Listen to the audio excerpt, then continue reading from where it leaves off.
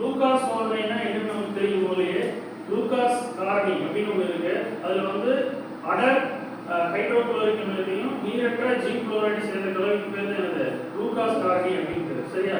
இந்த லூகாஸ் காரணி எதுக்காக பயன்படுது அப்படின்னு பார்த்தீங்கன்னா ஓரினிய ஈரினிய மூவினிய ஆளுகளை வேறுபடுத்தி அறியறதுக்காக பயன்படுது.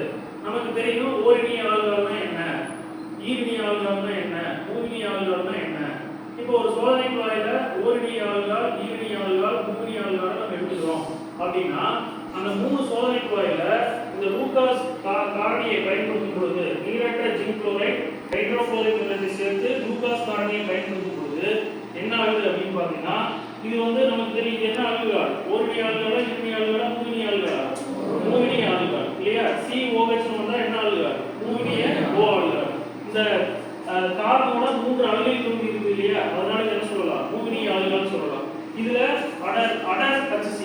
அடர் HCl நீரற்ற ஜிங்க் குளோரைடு போட்டு சூடு கொடுக்கும் பொழுது இங்க சூடெல்லாம் கொடுக்க தேவையில்லை, சூடு கொடுக்க தேவையில்லை.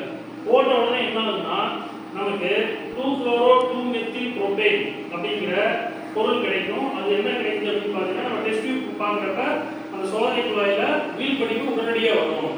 அப்போ உடனடியாக வந்துச்சுன்னா அதில் என்ன ஆளுகள் இருக்குன்னு தெரிஞ்சுக்கலாம்.